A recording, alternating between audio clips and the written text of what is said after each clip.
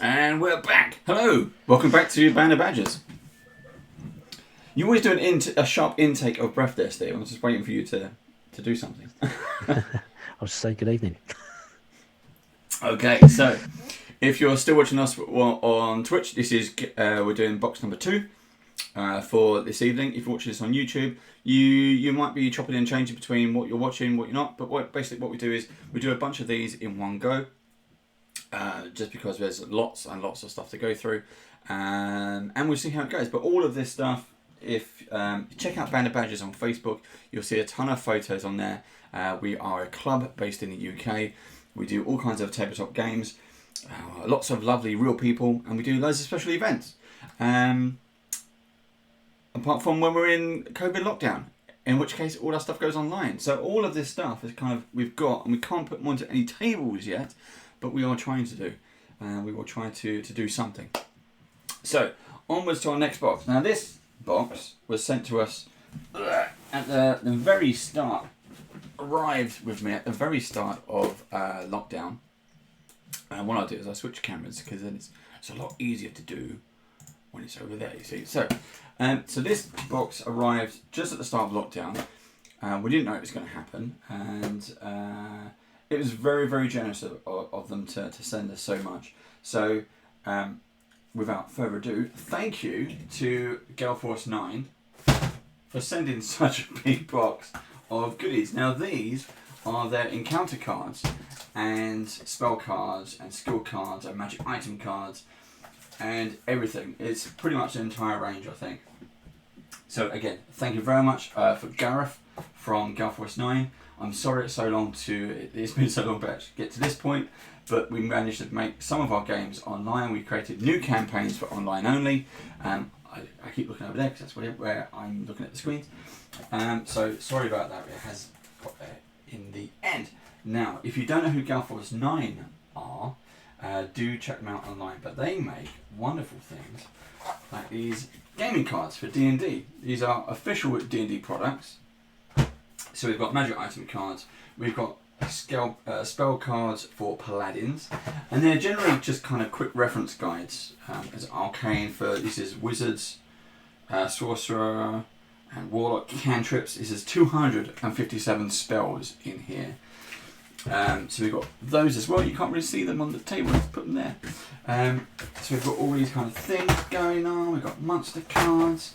We've got tons and tons and tons and tons of stuff. So what I do is I'll switch the camera around so you can see the bigger camera, which should be that. There we go. And we can see me in more detail. So this is the magic card deck. I'm trying to find the middle bit. There we go. This is the magic card deck. This is 292 magic items listed in here, and you can see kind of there's a few examples of them there. And literally, as a DM and as a player, I love these cards because I like the quick reference and the tactileness of being at a table. I love handouts, but when I've got items and maybe I forget to use them, what's the one I got? The necklace of fireballs in one of my campaigns. And it's just a little reminder that can sit next to my character sheet and go, oh yeah, I remember I've got that. Rather than always trying to look at what's in your equipment list, I find these incredibly helpful to have. I mean, that's a lot. That's 292 cards alone in just the magic items. And it's the quality of these are phenomenal. And just to give you, let's have a proper look, just to give you an idea of one. Here's a necklace of prayer beads, so you get some artwork, you get the title, and on the back you get the full description. Now this description is taken from the Player's Handbook and the Dungeon Master's Handbook. You've got all breakdown there, all information. Now this is a nice one where you get a lot of items. It also tells you what kind of level it is. And if I pick up another one, pick up one at the back, there you go. We've got some wings of flying, which is part of the cloak. There you go, and just a description there. Now I've actually, again, as I mentioned, I love these cards. And I'll show you how I use those at my gaming table as a DM in a second. So that's magic item cards. Now, as mentioned, This is based on the core set. Well, obviously this one, here's the Xanathar's Guide to Everything. So all the new spells that were introduced in that little gem are in this pack. That's 95 cards in there. And then you get sets like this. So if you're a ranger and you just want to pick up those ranger spells, here's an item. So again, these are all the spells and skills that you can use as a ranger. You got 46 cards in that one for the ranger spells. So you have magic items, you have specific to some of your classes, you have the expansions, martial powers and races. So if you've got a few other bits and pieces, and it says it here, there you go, for Drow, Furbolg, Forest Gnome. Yeah, there's some extra bits and pieces there to pick up. This is also has some fighter content in there as well. How best to use them. They've also got monsters. So the monsters, there's the Vola Guide for monsters. This is the expansions. As you can see, there's the Froggy Moth. I got the Froggy Moth. And this one is a red cap, which is actually quite handy because I need the red cap for the Avernus campaign. So leave for tomorrow. No, yes and no. Not Avernus Rising. This was Descent into Avernus. There are actually some red caps in there, but you might see some, Steve. You might get some. Here's the Paladin set. So you got Ranger and Paladin. The idea between the full set, the arcane cards that you've got there at the moment, and the player packs is just that, isn't it? So if you was a DM, you'd be going for the arcane sets, and if you're playing a particular character class and you just wanted those spells, you can have the option of going for the paladin spells, range spells, and so on and so forth. They're not packs that contain different spells. So if you buy the arcane pack, you will get all of the arcane spells from the player's handbook. Yes, exactly that. And there's not much else I can really say about it. You've got everything you need listed in these cards. It's just a handy reference. If you're used to playing D&D on paper, you probably have that list of kind of bits and pieces that you see. And you have your favourite item spells or equipment in your backpack. There's always that kind of favouritism. But what this allows you to do is just have those gentle reminders. And if you're a fan of board games, when you get to play your power card and you get to play those items, and especially when you have an item that has the Necklace of Fireballs has 9 charges. Once it's gone, I can give the card back. And it's done. So it's a really nice kind of way of doing these bits. I'm still putting stuff out of the box. Gareth sent us so many bits and pieces. Here we have Cleric. So you can see that the Cleric is slightly bigger than the others. You do get more spells, and it's a lot heavier, the Cleric one, because they have just more spells. Then what else have we got? There's a Druid. So it's spells for druids. And we have monster cards, which is probably the ones you're probably more likely to see. I think the monster cards and the skill cards is one of the biggest sellers, I think. So you've got challenge rating 0 to 5, which is a big set. I mean, look, you have compared to that one. And this one is 6 to 16. Now, something that these two sets didn't have, which I was a bit miffed when I bought them, is they don't have spiders and they don't have dragons. So I was kind of put off by those. However, they had more cards. More came out. So we also have, I'm running out of space here, Steve, creature and NPC cards. So here you have things like dogs and spiders and generic ones, and NPCs, so things like a knight, or there you got a bandit captain. And if you're a fan of the WizKids minis, that's exactly the same mini that they've used. So it's the same artwork that they've put into 3D. So you get all of those. And it carries on. There's the Mordecai and Tomb of Foes, so you get even more. Do you recognise that big green guy there, Steve? You had a fight with him on the road to Baldur's Gate. It wasn't so much of a fight, it was more of a running away quickly. But yeah. Yes, I do remember that piece of artwork. I remember that one. The dire troll. Yeah. And if you're a fan of Strahd, they also are the makers behind the Taroko deck. There you go, that's Taroko deck. The Vistani. So this is if you want to do a kind of a tarot reading and preempt what your characters are doing. That's always a nice way of doing it. And then, I don't even think I've opened this one. There we go. This one is still there, all nicely wrapped up. There we go. It's a lovely set. Again, the artwork. Fantastic. Yeah, it's got that noir sort of feel to it, so it fits with the setting in the game. Yeah, you see the ravens there. Yeah. Again, lovely amount of artwork, lovely amount of detail. Sorry for the squeaky noises if you're hearing this. And one of my favourite things they did was the epic monster cards. Now this, I'm going to have to try to make some space. So we'll keep the basic cards out. We'll get rid of all of these as they stack up on the side here. Again, thank you Gareth at GaleForce9 for sending this over. Sorry it's taken so long. Who knew that the world would go into lockdown? But once we're back to our gaming tables, all these cards will be making a reappearance. We already had them actually because should I do that one? Which one should I do? I'll do this one. I'll finish this one and I'll come back to what I was talking about. Right, so these are the standard ones. And then this is the epic. Now look at the size difference on this. The physical size difference is fantastic. Now this one is brilliant. Unicorns and liches. So these are 77 oversized cards. And I've already started using these. But these were fantastic. These are clearly my favourite. Got the Aboleth. Solar. I try not to get the flare on there. Beholder. Because they weren't in the other sets. And then you get the full description. Everything you need. And again, for a DM, when I have... And we need to do like a behind the DM screen, Steve. Yeah. My screen, I have a laptop because sometimes we're streaming or recording. I have the DM screen. I've got my notes. I've got my initiative tracker. I've got my encounter tracker.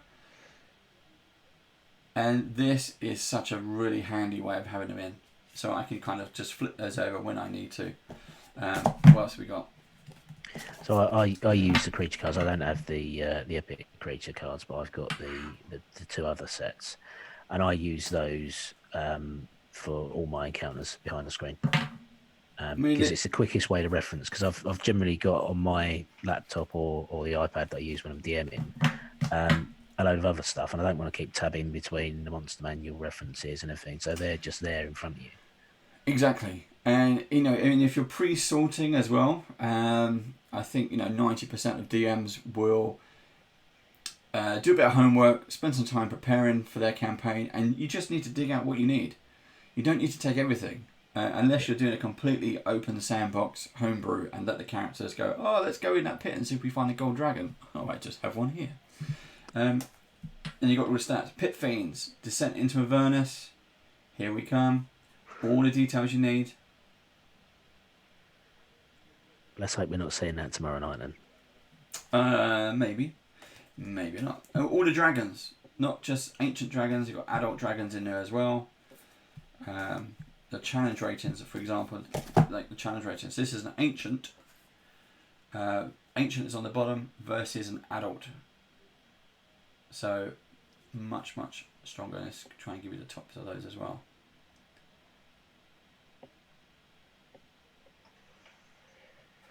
So a vast difference between them all. There's a ton of cards. I'm a huge fan of the cards. It's the Lich. Yay. We all need a Lich. There's a Kraken. If you're playing Saltmarsh, this is what you're going to need. I had the WizKids model of Kraken. I haven't painted it yet.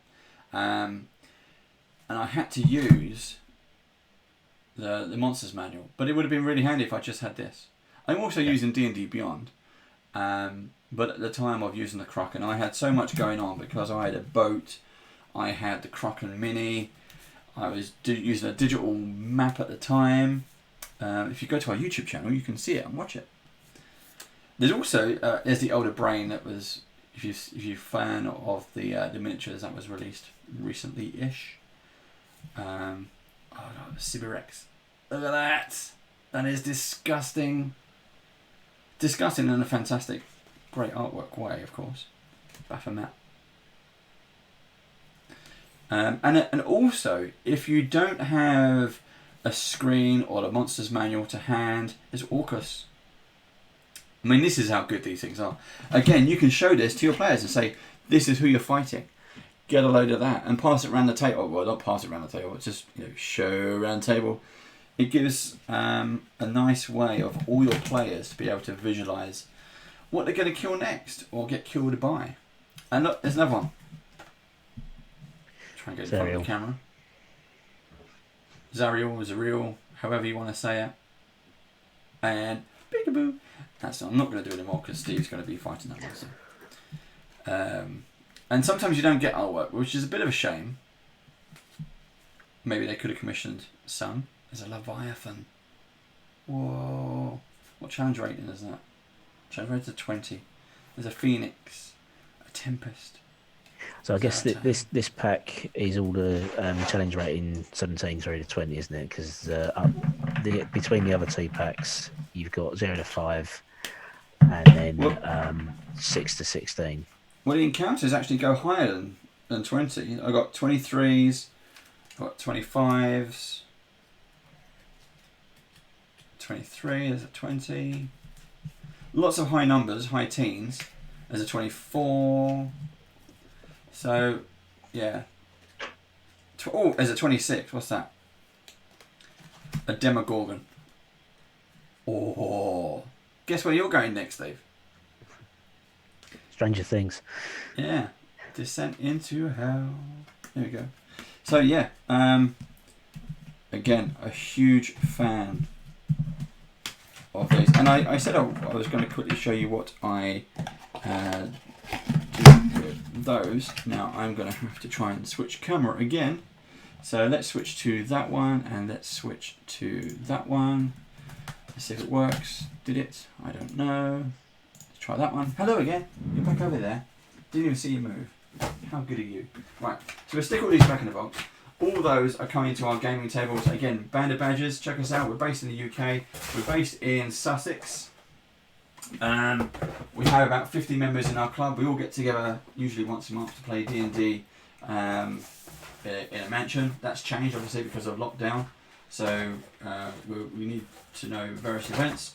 Last year we had a barbecue to celebrate. So join us. We do all kinds of different things. We even did a road trip.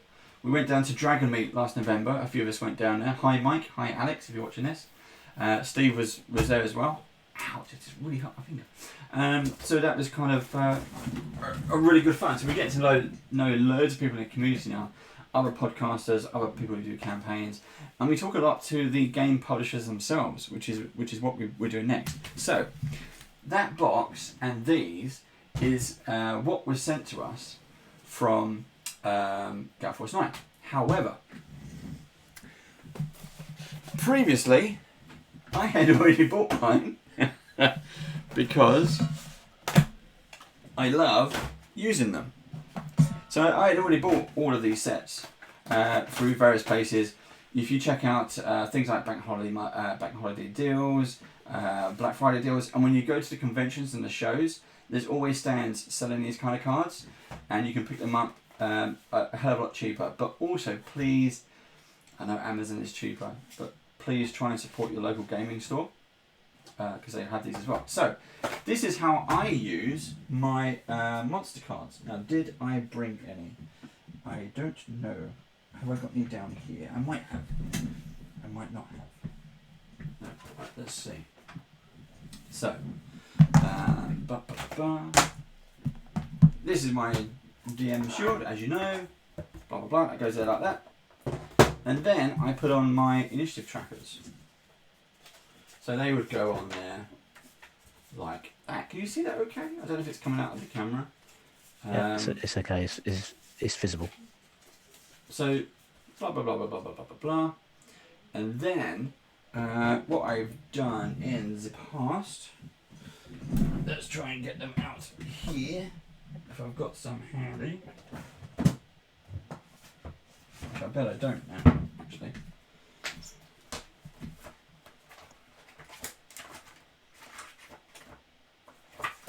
haven't got any there.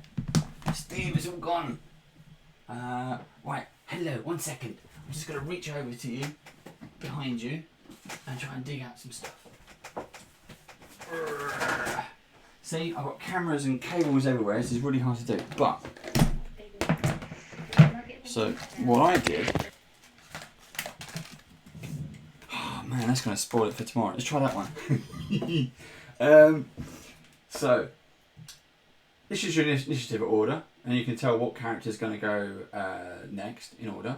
So what I did, I bought 2 sets of each of the monster cards.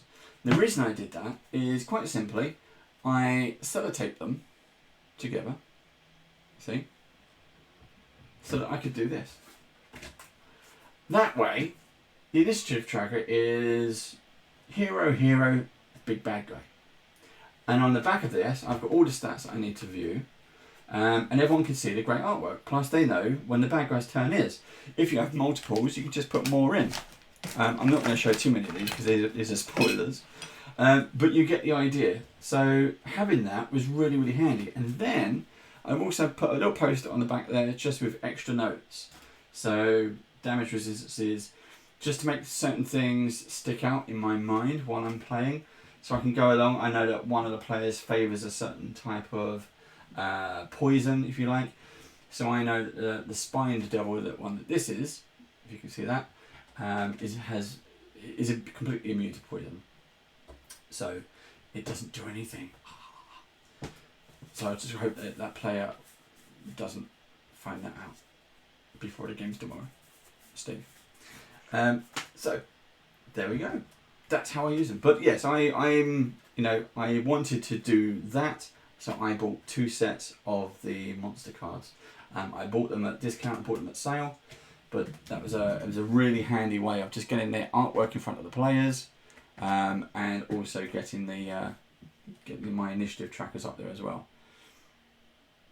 That actually looks on my, well, I'm seeing this on the screen. Actually, it looks quite well. This is the Baldur's Gate, Beadle and Grimm DM shield.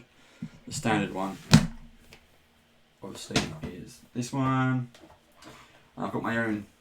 I can't show you too much. I can't show you from over there. But anyway, I've got my own kind of notes and things, extras, pieces that I stick on there. So what we need to do is we make a note. We need to do a behind the shield, behind the screen, DM screen or something like that.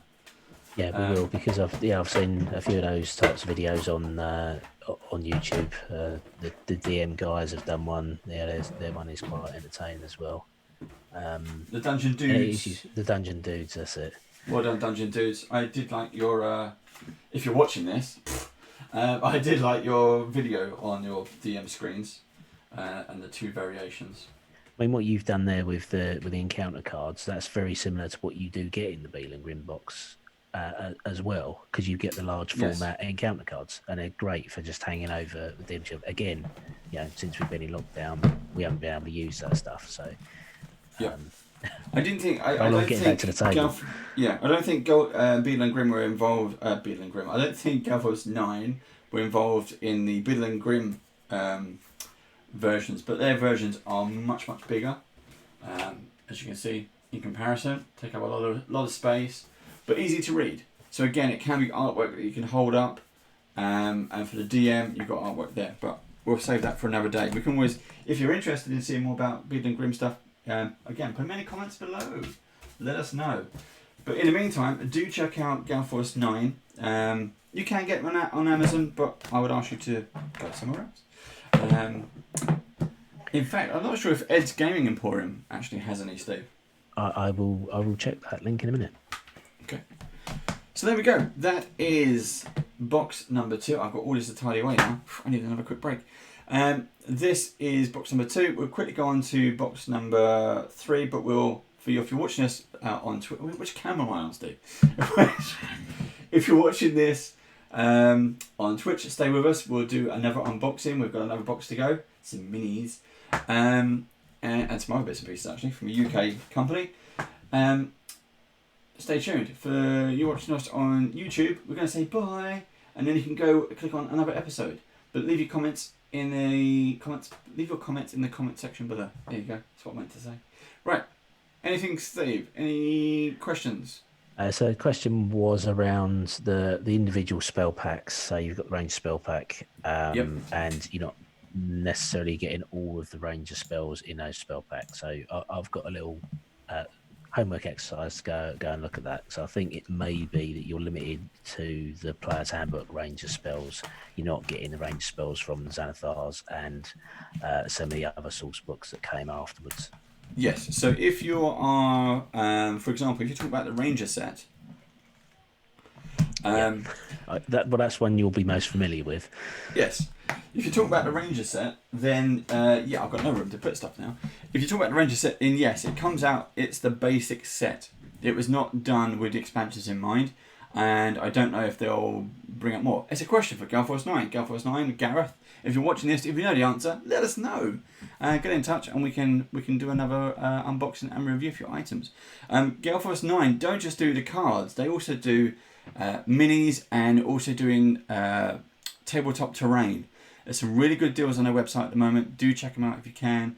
And if you're like us and you prefer that kind of tactile nature to your battle maps or to scenery in general, they've got an absolute ton of stuff. Do check them out. And also not just D&D either. They do a whole range of different games. So there is an Aliens pre-order at the moment for some minis to go. They're doing some Colonial Marines as well, which look fantastic. But they do a lot of World War II games, a lot of other. I think they even do some Warhammer stuff or stuff you could use on Warhammer. But yeah, do check them out. Right, we're gonna end that one there, and we will stay tuned. We'll be back in a second. See you then.